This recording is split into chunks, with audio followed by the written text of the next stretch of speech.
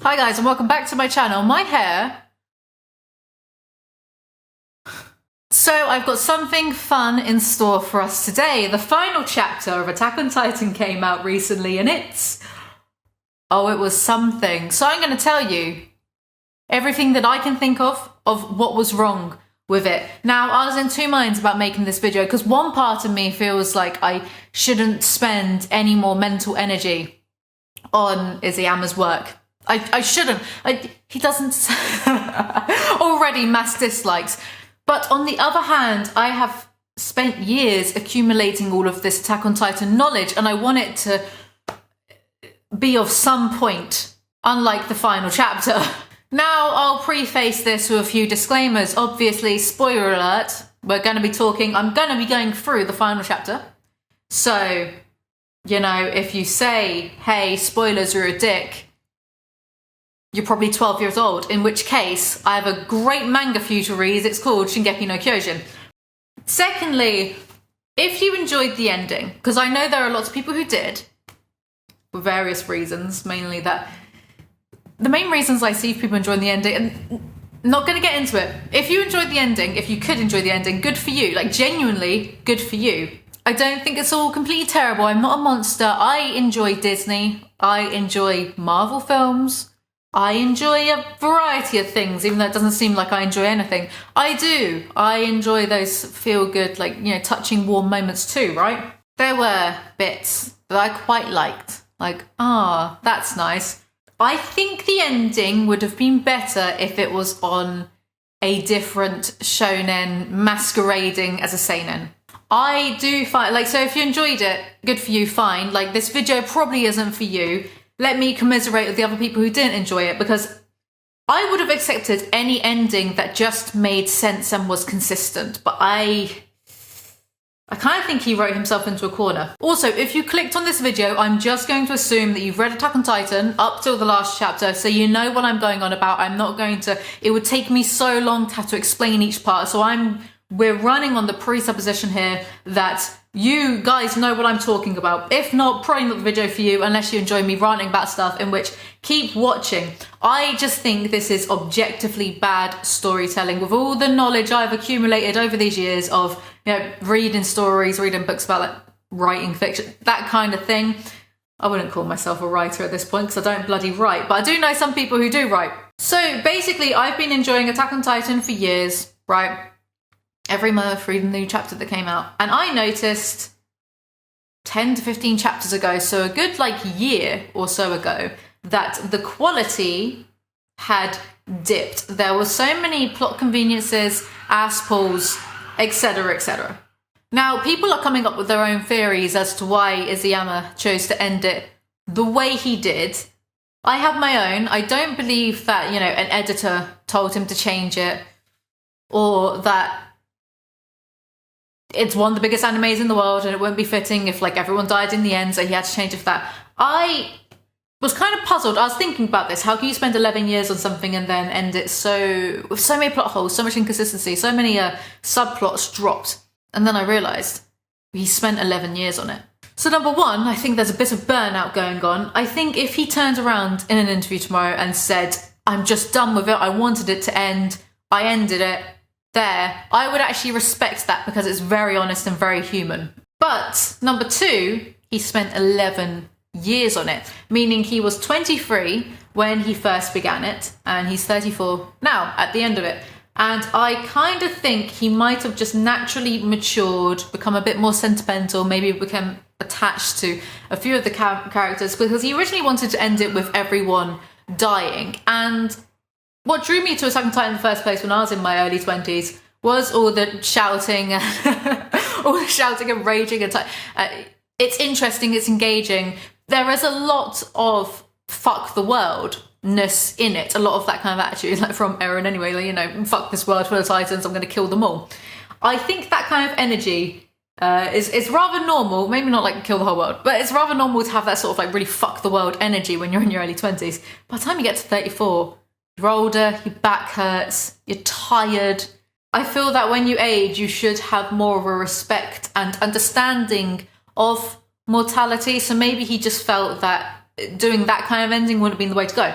Now, we are going to go through the final chapter of Attack on Titan. I'm going to point out all the things that I think are inconsistent, that I'm not, pleased with. So, it starts with Armin and Eren talking as children. I think some people got a bit confused by this. What, did Eren talk to Armin as a child and then wipe his memories? I think they're just like in the paths dimension, they're doing it that way because, they age rather quickly from page to page or scene to scene, shall we say. I understand that you had to do it because you saw the future with the Attack Titan's power. Why'd you have to beat me up so bad? Where, Armin. I don't like Armin as a character. I never have. Just throwing that one out there. Do you know why? Because people really infantilize his character. There would be people on and the subreddits I can't deal with. The only subreddit I like is Titanfall because it's just full of memes. But there would be people who'd be like, oh, Armin is such a sweet, innocent baby. And it's like, that's kind of not the point. I don't think that's the point anyway. He turns into the Colossal Titan. These same people will say Eren killed and slaughtered innocents in Liberia, right? Armin used his Colossal Titan powers to nuke a port full of civilians too. But no one brings as Eren's actions. Well, he didn't have to do that though, did he? Didn't have to turn into the Colossal Titan and nuke a whole port. Did he? Not see, just bias because people like Armin because he's such a sweet innocent angel. How? It's kind of the point that none of them are sweet innocent angels and very few of them are pure evil, but okay, whatever. So Eren can use his Attack Titan to see the future. We'll get back to that point in a minute. Eren, did you push us all away just so you could set us up as the heroes that saved humanity from destruction? That's right. So he pulled a pound shop Lelouch. You all would then be saviours to the people that survived. Even among the island devils, there were some that opposed my actions, kept their humanity. So I hope the world would hold you all in the highest regard. Oh, how noble of him for killing about 1 billion people just so his friends could look like heroes. Ridiculous. The thing about the Lelouch ending in Code Geass is that ultimately it was a noble deed. He didn't kill hundreds of millions. About 1 billion. Someone's worked out the maths because Attack on Titan is meant to be based in the 1900s. Yeah, pretty sure Lelouch himself didn't kill about 1 billion people. So the whole oh, how noble, that goes out the window, that aspect real fast. There's nothing noble involved if you've killed that many people. Thought you wanted to protect the island from humanity, just that the Taiba family did after the Great Titan War. They won't be able to take revenge anytime soon.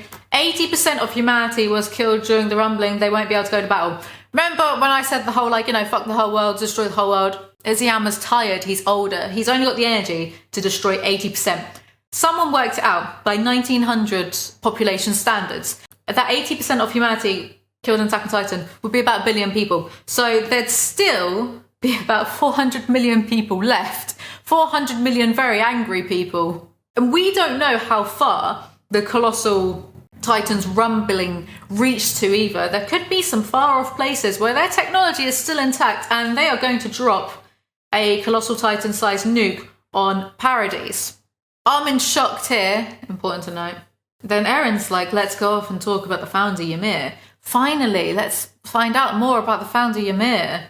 So 2,000 years ago, the Founder Ymir continued to submit to King Fritz, leading to the Titan powers that we see today. That's right, even after obtaining the power that rivaled God, she continued to submit to an enemy that burned down her home, killed her father and tore out her tongue. Why would she do that? It's hard to believe, but the Founder Ymir was in love with Karl Fritz. Look at this. This is the face of someone in love whilst the king is with some other bitches. She's so in love. We've seen from all the panels previously of Ymir that she was just desperately in love with King Fritz, who would be like, get up, Ymir, what are you doing? My slave, get up, get up. So already, this is a big problem. Now, I know what some of you are thinking, Alizee easy. Well, Ymir just had Stockholm Syndrome. The King Fritz, the original King Fritz, was a pedo, because she was like a kid, when she got the Titan powers. So he was a nonce, and also a rapist. So he was like, I'm just going to give you my seed, or you can bear my children. She didn't have a say in it. Tongue was torn out. And she was a slave, So one could easily take that and say, clearly she had Stockholm Syndrome. Here's the problem.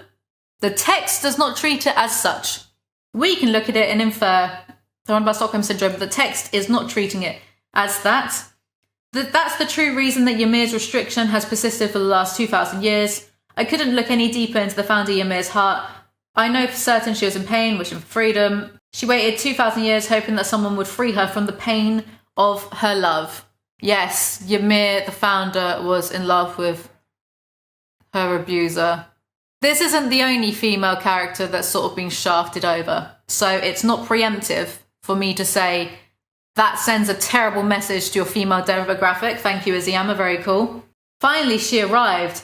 That person was Mikasa.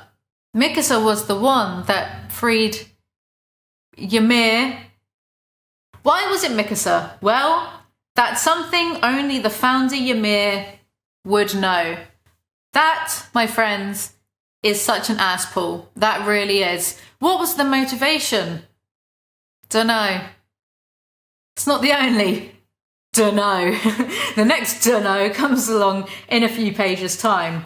I'm sorry, I find that I understand like leaving some mystique, but that to me is just bad writing, but okay. I myself am still wondering what exactly it is that Mikasa will be doing. I don't know yet. All I know for certain was the end result that Mikasa being chosen would result in. Everything was only for the sake of reaching that end result. All I did was follow that path. So chapter 138 ended with Mikasa, despite all of her love for Eren, chopping his head off and then kissing the decapitated head. What an amazing story. I take it all back. I'm not going to do any more of this video. And don't even get me started on some of the ass-pulls in chapter 138 that Mikasa just magically knew that Eren's head was inside the Colossal Titan. Okay, Alizee, thank you, very cool. But there was some character development there, you know.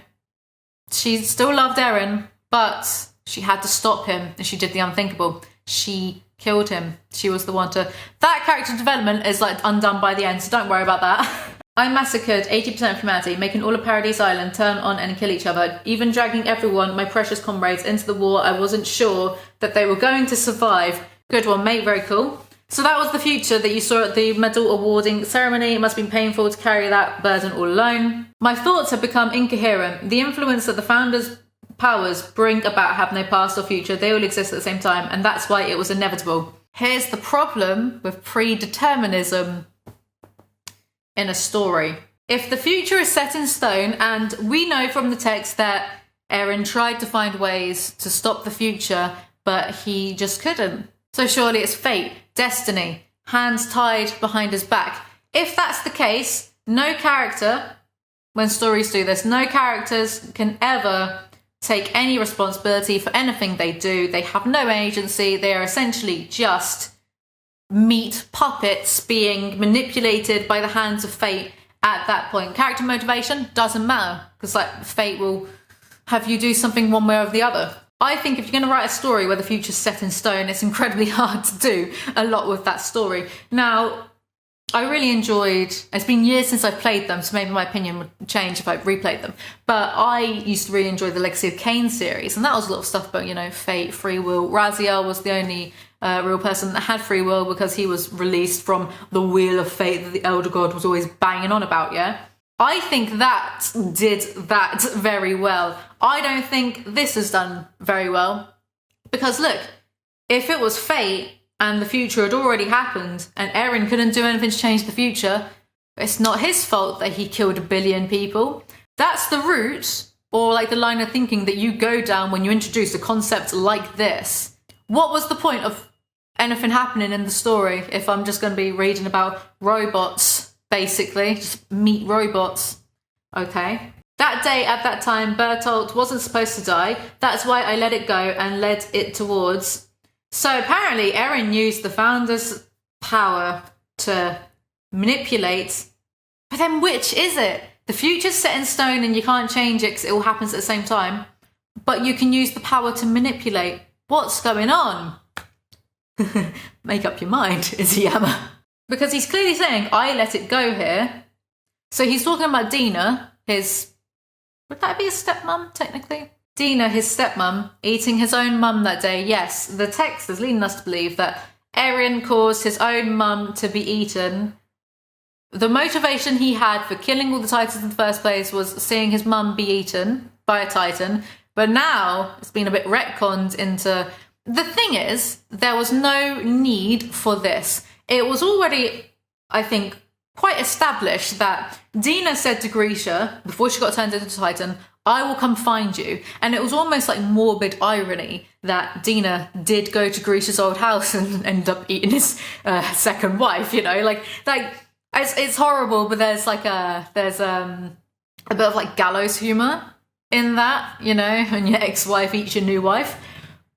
That was already like established as being a good enough explanation for that to happen. There was no need to, this just added on edgy points, extra edgy points of, oh, that's how motivated Eren was. He allowed his own mum to be eaten, so then it would motivate him in the first. Then Eren and Armin hold hands because the true love story is between Eren and Reiner. So, right, Eren's like, oh, I don't know how Mikasa will be, and Armin punches Eren.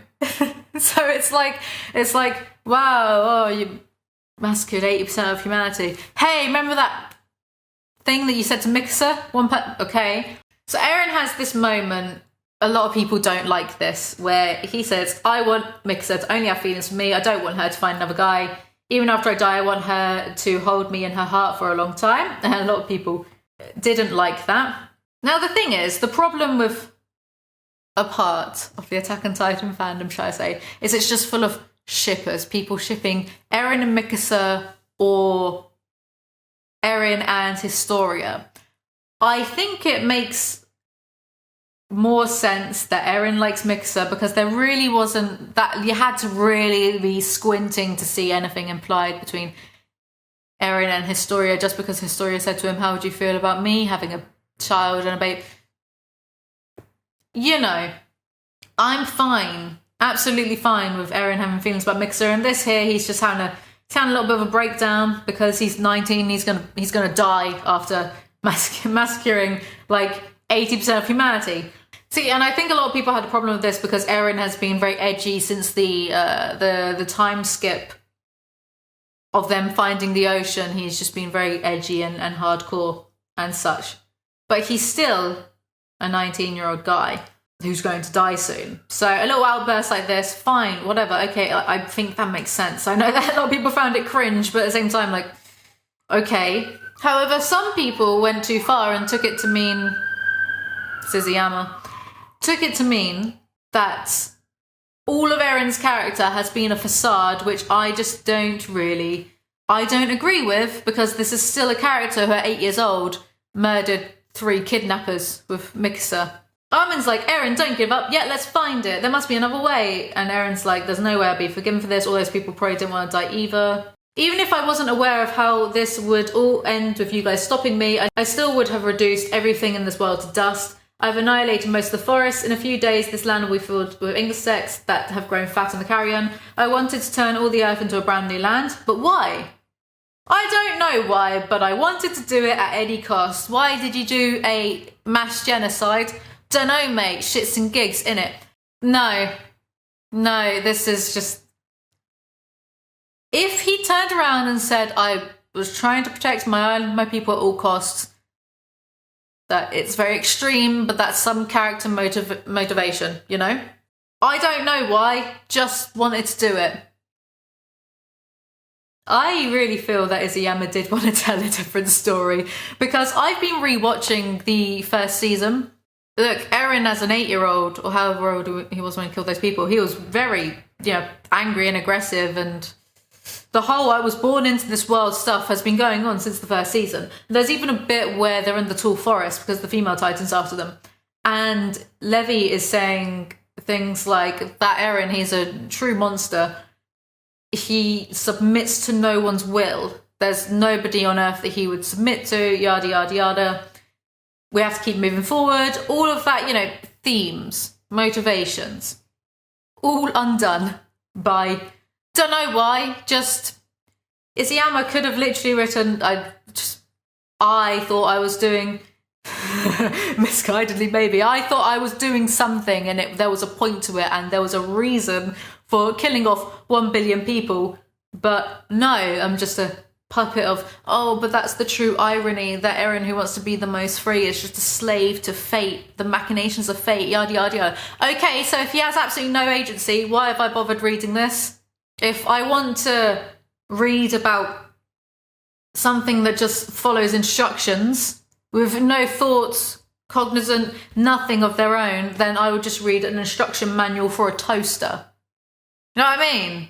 Hey, it's me from the future doing an Alizee and retconning the past because I don't think I explained where I was going. Because, right, I say, oh, you know, he does a genocide, but then, yeah, I don't think the character's motivation is strong enough, but then I say how, you know, Levy called him a monster. And that's not... I feel like I'm saying things a bit the wrong way round. Eren killed those kidnappers because they were going to take away Mikasa's freedom. Well, first they killed her parents and then they were going to like sell her on the market. So he felt a strong sense of justice in killing. And anytime, like, you know, against the Titans is because, you know, in the early seasons, he felt this strong sense of justice of, you know, trying to rid the world of like this evil. So like to try and, I don't know if he was trying to retcon that into, oh, see, he's just like a crazy murderer. There was a point, but doing an 80% humanity genocide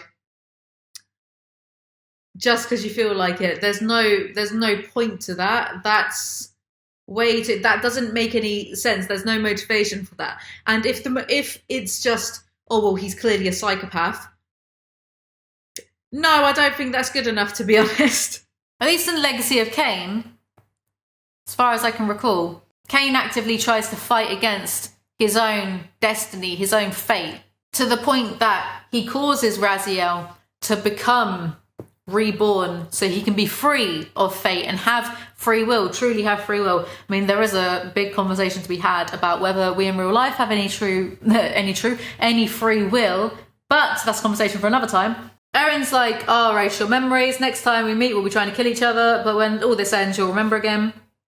Armin goes, Eren, thank you for turning yourself into a mass murderer for our sake. I swear I won't let this transgression go to waste. So it went from, wow, you killed 80% of humanity, to, can't believe you said that nasty thing to Mikasa, to, you did a world genocide for me. I'm not a fan of Armin, but I genuinely think that if you are a fan of Armin, how can you be happy with this characterization? This is, oh, you did all these killings for me? Like, that's ridiculous. No one would say that. I know some people are being like, oh, well, the real translation says, you know, thank you for turning yourself into a devil for our sake. But the message is still the same. Thanks for doing all them murders, bruv, real good. I don't know what will happen after I die, but I know that you can go beyond the walls. The one who will save humanity, it's you, Armin. Then, it's back to the battlefield, yeah? All the Titans are evaporating. Mikasa, she's still carrying Eren's decapitated head because she's not done with that yet. Armin has a good cry. Armin, your memories have returned too, haven't they? Memories of that day when Eren came to visit us. Mikasa is an Ackerman, meaning that Eren really shouldn't have been able to... Because I read that as... Sure, in chapter 138, Mikasa was having this hallucination, dream, delusion of her, and Eren living the rest of his 4 years happily. Eren Yogurt, not Eren Yeager, who turns out was a better protagonist than Eren. You know, my boy really died a virgin, big shame. But this text to me implies that there were more memories, but Eren just erased them. But as an Ackerman, Eren shouldn't be able to manipulate her memories anyway, so oopsie, little plot hole there, little slip up. Eren has wiped out the power of the Titans from this world. In the last chapter, there was the Halu, it's just called Halu-chan in the fandom, because I can't remember the full name, Halu something, the parasite that caused these, you know, Titan mutations. Not even just mutations, if it caused a whole different realm, separate from space and time, you know, so there's something fantastical going on there. Literally, it's dying here, the smoke and stuff in the background, but basically died off screen. The reason Attack on Titan happens is this parasite grabbed onto Ymir, but it just dies off screen. That's it, just dies. Thank you for that. Pointless. Reiner saying Eren, because Eren's obviously visited all of them and wiped their memories. Reiner saying, Eren, what a man you are. Why are you simping for someone that mass murdered your home? Okay, bruv. Annie gets to see her father again. Like, here's the bit where Levi sees his comrades. It's probably the best bit of the entire chapter, to be honest. Good for him. I'm glad that Levi's alive, but that's personal bias, right? Mikasa takes Eren's head to give him a burial under the tree that we saw in the beginning. They are very far away from the island, hundreds of kilometers away from the island, right? So she really walked hundreds of miles or kilometers back to the island, without a map, I might add, back to the island with a head that was decomposing. Say that took like a good month or so to get your bearings and get there. How would you get to Paradise, which is an island across an ocean? There's no trees left, they've all been stomped. Don't worry though, because Alizee just puts in a time skip of a few years so we can cover up that plot hole really hastily. She had to be lugging around like a skull by the end of it. That's lovely, lovely imagery. Then Annie's dad is like, look, Eren's dead. This other bloke is like, really? And then Armin's like, where? Armin's like, look, I'm going to use my facts and logic. By the way, what an absolute arsehole that Zeke, who was, a king anti-natalist, was trapped in the past dimension, probably for God knows how long, maybe hundreds of years, who knows, because the past dimension works differently, right? Timeless. So he's trapped in this dimension, mulling over his, anti-natalism or whatever. Armin talks to him for a couple of paragraphs, and then he's like, do you know what? Yeah, all right, I'll come help you, and then he just dies. Useless. That Armin's real Titan power is just being able to talk so that the plot finds it really convenient. I am Armin Alert, an Eldian of the Paradise Islands. I am the one who killed the attack Titan Eren Jaeger. Said he didn't because Mikasa did, but obviously, Armin's got to be the one to save the world, even though Armin does fuck all. It's literally like that Simpsons, not meme, the Simpsons moment where Leonard Nimoy is like, my work's done, and Barney's like, you didn't do anything. And he's like, didn't I? That's Armin throughout the majority of Attack on Titan. Time skip, 3 years have passed since that day, which was called the Battle of Heaven and Earth. That's pretty cringe, bro. So Historia was pregnant by a farmer. All the people theorising that Eren was the father, and it just ends up being a father. People were so salty over that. I, myself, don't give a fuck really about the shipping, so I didn't really care. Okay, well, I think it makes more sense that he would have liked Mikasa the entire time. But if he didn't like anyone, that would be fine with me as well. Historia got pregnant by her bully, who used to throw rocks at her. So Ymir, Stockholm syndromed into being in love, right? Not thinking she was in love, but being in love with, a rapist nonce. And Historia ends up marrying a boy who used to throw rocks at her. Again, we are doing so well with the message to your female demographic, Alizee. But don't worry, it gets better with Mikasa at the end. The people who have faced tremendous loss in life and yet survive must be suffering from scars that won't heal. As the world mourns its losses amidst the anxiety and uneasiness, the nation of Eldia has formed an army under the Jaeger faction. They fear the retaliation of the remnants of humans who survived. So Paradise has essentially become some sort of totalitarian dictatorship, a military island, just people shouting Tatakai, Tatakai constantly. Historia agreed with Eren, though people will have us believe that, edgy Eren was entirely a charade. Obviously him saying to Mikasa, I've always hated you, and him beating up Armin was a charade to be an edgy boy. But entirely a charade? Was it a facade when he was 8 years old, killing someone? Don't think so. Eren's motivations have just been entirely retconned, or just, what were his motivations? Who fucking knows? Whatever. Historia is saying this fight won't end until either the Eldians or the rest of the world is wiped out. Maybe what Eren had said was right. So Historia is believing in edgy Eren, who was completely a facade. Even so, Eren chose to entrust us with the future of this world as we live now. Remember, the island populace has about, I think, 1 million people on Paradise Islands. And there's at least going to be hundreds of millions of people left around the world. So removing the power of the Titans has made it so they're all on more even footing to fight, and still 400 million people are going to wipe out 1 million people. So, okay. It's kind of like the entire story took 2 steps forward and then 2,000 steps back. Now the Alliance are together on a boat. Reiner sniffs Historia's handwriting and, okay. Jean is doing his hair because, I don't know, he probably wants to impress Mikasa or whatever. They're on their way to Paradise Islands, and they're having banter, and they're all buddy-buddy. The problem I find with this is sometimes there are some expanses so large you can't build a bridge over them. Oh wait, no. 2 problems with this. Firstly, no consequences. So Jean and Connie had been turned into Titans by the end of the last chapter, but that got reverted. I saw Izuyama, like, I could see that was going to happen. It did make sense that if you destroyed the parasite, who I thought that they would destroy the parasite. They didn't. Okay.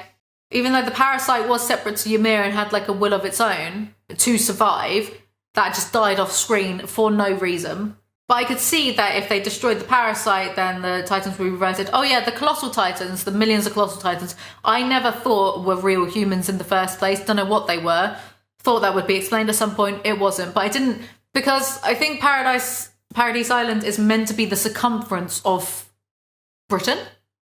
So it would require millions upon millions of people to become Titans in the first place, but there's only 1 million people within the walls itself. So I kind of figured that King Fritz didn't literally turn millions of people into Colossal Titans. Kind of figured that one.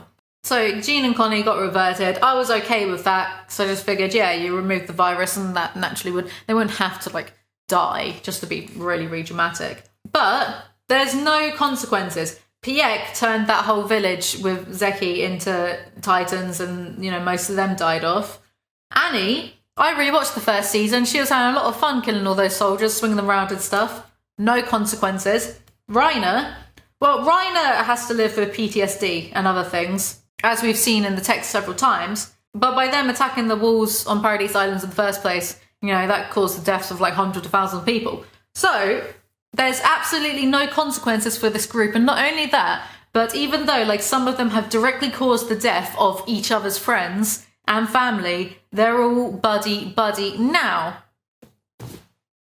I do think there would be something in showing that development, showing people being able to move past probably one of the most horrific things you can do to another person, you know, killing their friends and family, right? Awful. It would have been brilliant to see that sort of character development, but Izuyama just threw in a time skip so you didn't have to bother to explain that. And do you know what, like, no, let's wait till we get to Mikasa and then I'll continue that thought if I remember it. Levy's fine. He is with Gabby and Falco and Onyankopon, so that's nice, that's good. See, I'm not a complete monster. I like that, that's nice. Oh, a dove drops its feather on Armin. Soon, everyone soon will be here to meet you. It's been 3 years, there's 3 roses there, so it's probably the anniversary of, you know, Eren's death. I wish I could see you again. And then a dove wraps a scarf around Mikasa, and Mikasa says, Eren, you wrapped this scarf around me. Arigato. And that's the end of Attack on Titan. So Mikasa not only traversed all those many miles and a literal ocean to get Eren to his proper resting place, hasn't moved on. Oh, but, you know, maybe she has. We don't see that. We can't infer that from the text. We don't see that. There's no indication. She's sitting by his grave on, like, the anniversary of... I get that, like, going to pay your respects on an anniversary, but we're giving nothing more than that. So I'm going to run on the basis of she didn't get over him. So she stayed in love with the bloke that she has to decapitate. Historia, pregnant by a guy that used to throw rocks at her. Ymir, Stockholm Syndrome. Good one, Izuyama, very cool. And if Mikasa hasn't moved on from Eren, what was the point of the development in 138 of her, you know, learning to let go?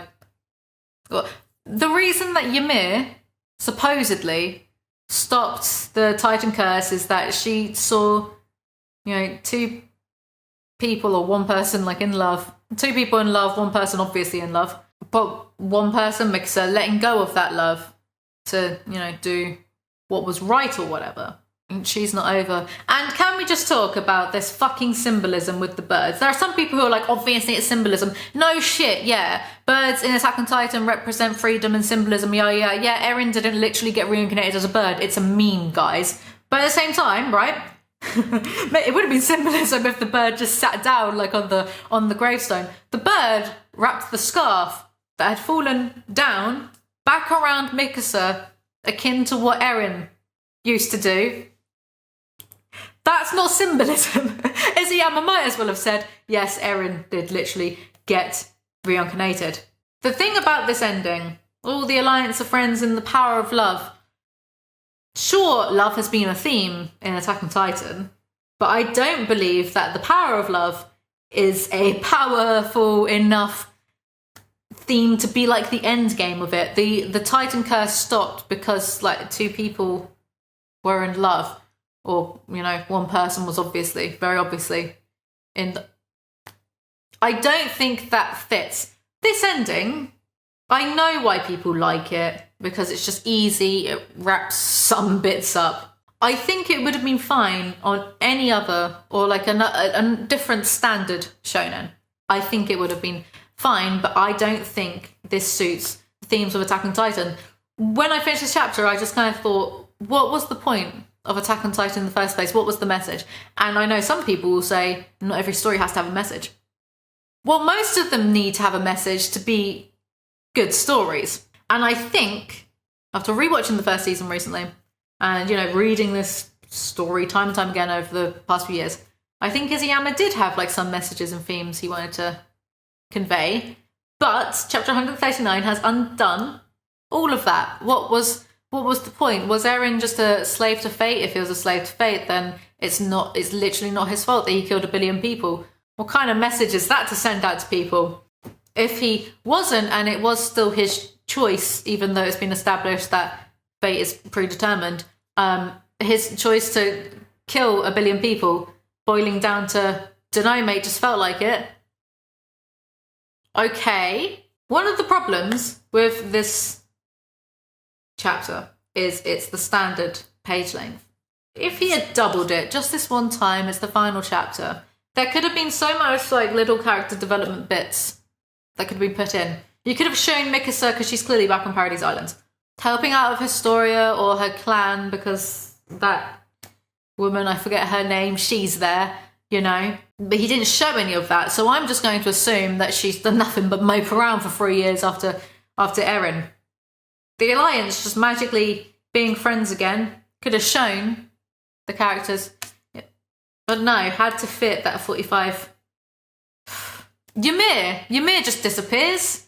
What was she just goes, okay, bye, see ya. Thanks.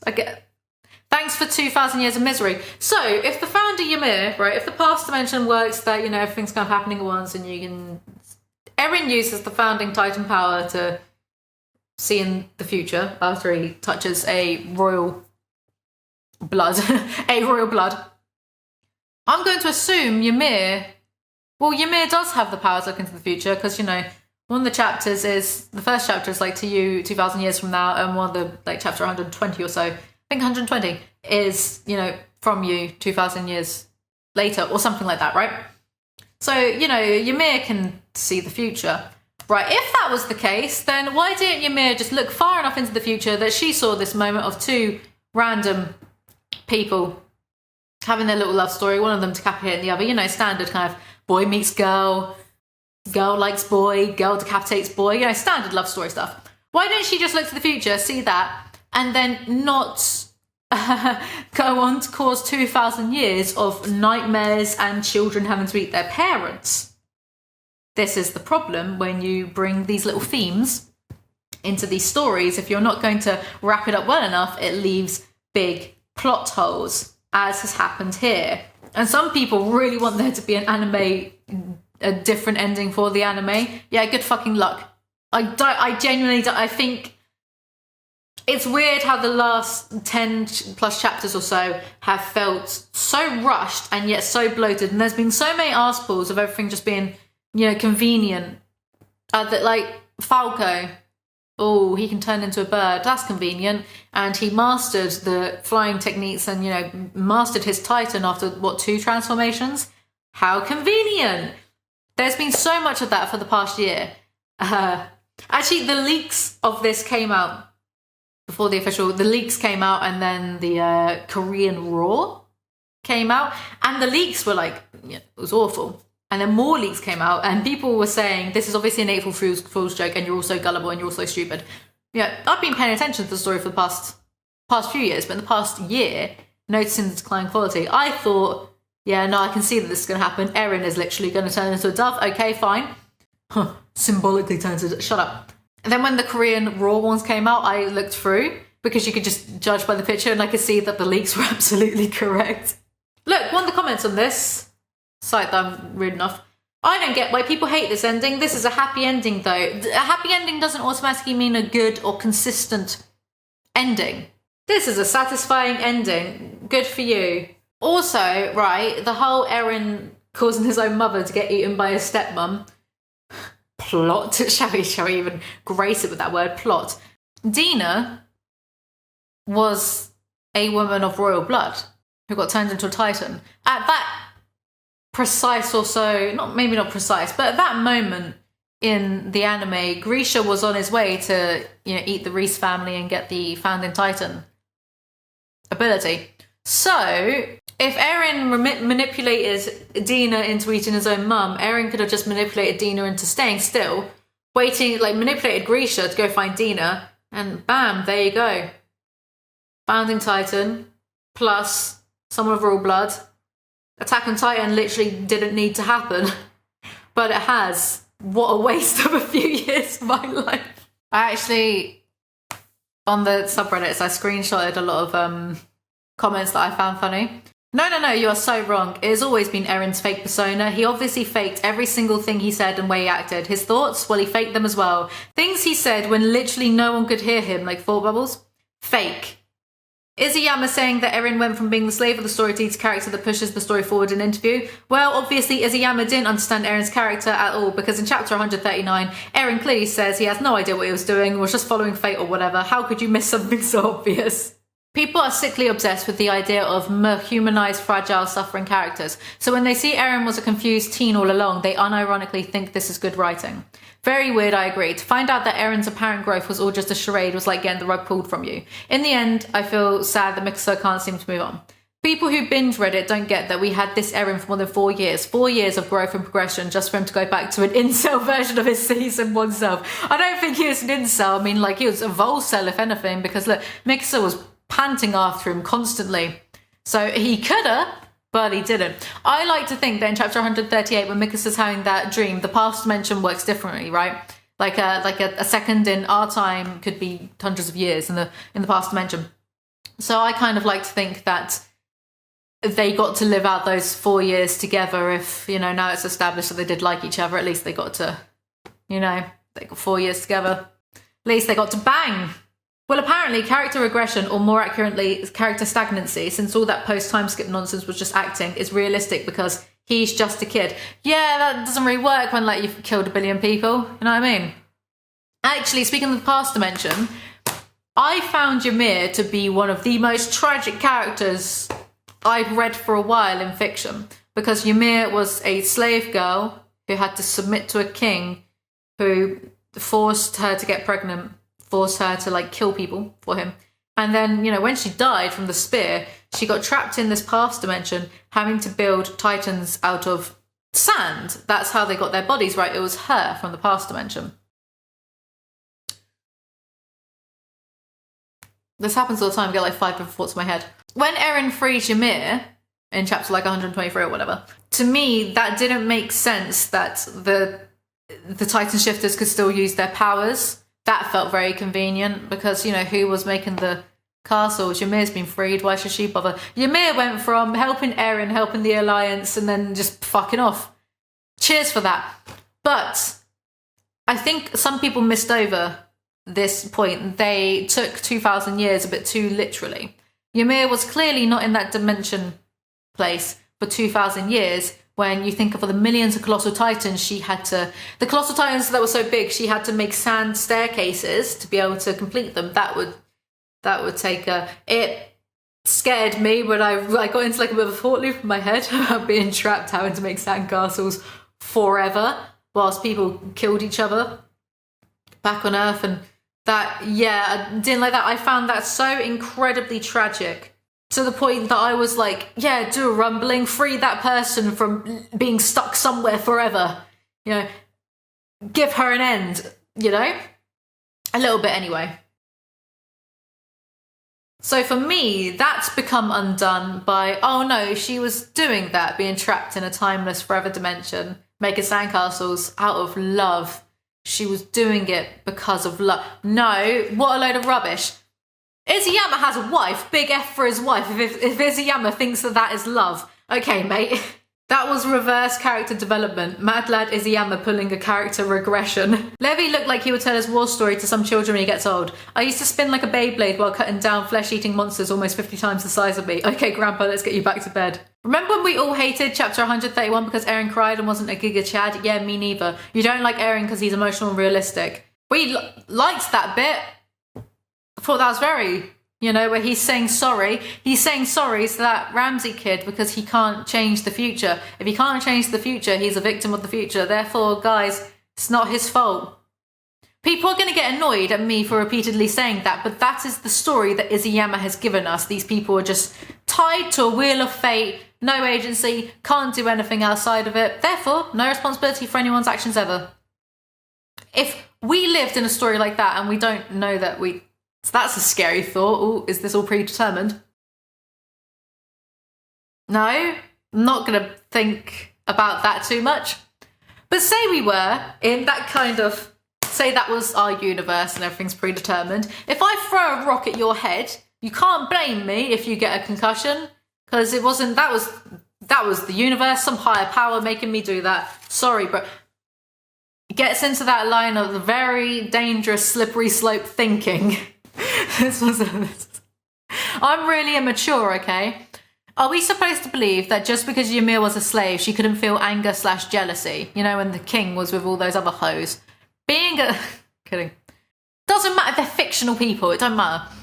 Being a slave doesn't mean suddenly lacking emotions. Emotions are the core part of being a living being. Only an incel would believe a woman would go to these lengths for a man. This seriously reads like an incel fanfiction of how women behave and how a woman would still be happily dutiful to a man that mistreats and cheats on her in her face because she knows that's her place. You ever been in a relationship where your spouse enslaved you, forced you to bear children, used you for power, nearly killed you and fed your corpse to your children? Yeah, me neither. Sounds interesting though. I'll just say it, misogynistic as hell. Speech after speech of dudes telling us what her motives are, while the only clue she gives us is one where she chooses to stand around and leer. Maybe Izuyama thinks he's explaining some grand final mystery, but man, is it unearthed nonsense. She's a non-entity no matter how many titans she disintegrates. And obviously talking about Ymir still. And the story doesn't think it's worth giving her an ending, so any journey to self-actualization she might have taken is left in the breeze. And apparently she and Mikasa have a symbolic link. So interesting, let's not explore it. That's the thing as well. Ymir suddenly having like this link with Mikasa, and the person she was waiting for after all this time was Mikasa. Why were there so many parallels between Historia and Ymir then? Sounds to me like someone changed the ending. Eren, I'm going to kill 80% of humanity. Armin, what about Mikasa? Be Founder Ymir. I didn't mean for this to turn into like a meme video, but okay. Be Founder Ymir, be the OG story beginner, choose 2 Eldians at random, control one of them with some memory hypnosis shit so he lures the second Eldian across the continent. Watch the second Eldian slice the head off of the first one. Smile while she fucking kisses the severed head. Dismiss the flesh mecha power that was shrouded in mystery since the beginning of the story. Did all this because of love. Refused to elaborate further. Leave the story without finishing it.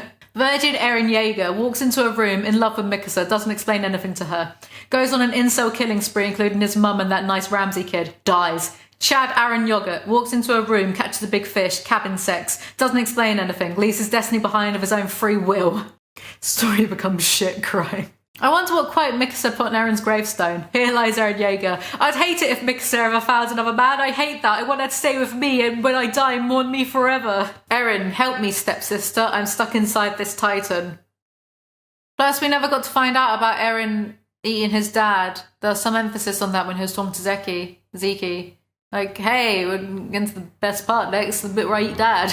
Proof that even in a story as widely known by even non-anime fans and grim in theme as AOT, the power of friendship and love for your childhood buddies is stronger than the will and abilities of an omnipotent being. I feel like the whole point was to tell us genocide bad. Well, yeah, no shit, Izuyama. We didn't need 139 chapters of nothingness to tell us that. Trash ending is trash. There is nothing that can justify how disappointing the last 13 to 14 chapters have been.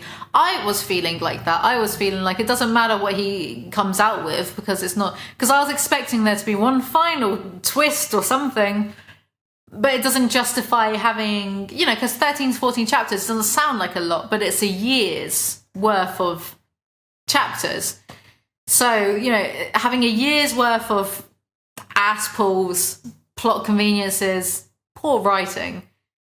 Even if you're going to resolve it all at the last minute, it's not really worth it for the people who've had to like sit through that month by month, i.e. me. It's not a matter of getting what you want. Anything would have been better than this. ANR ending would have been better. A Pyrrhic victory where Alliance wins but Paradise is annihilated in retaliation by the rest of the world would have been better. And It Was All a Dream ending would have been better. It Was All a Dream ending would have been so...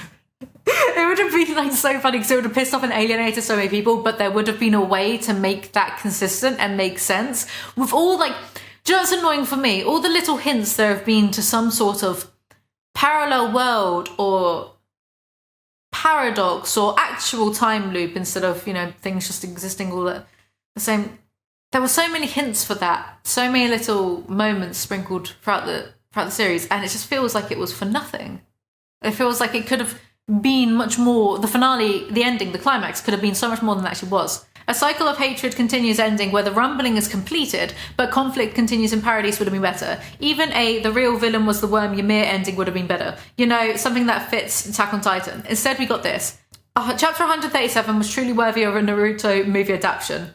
Plot has more holes than Swiss fucking cheese. None of our questions got answered. Ymir using unnecessary symbolism to fix his broken story, focusing on the character development of characters that are frankly uninteresting, with the important people points getting shoved to the side. It's simply disappointing. Everyone standing around clapping and saying Omedetto would have been a better ending than this. Good for you if you enjoyed it.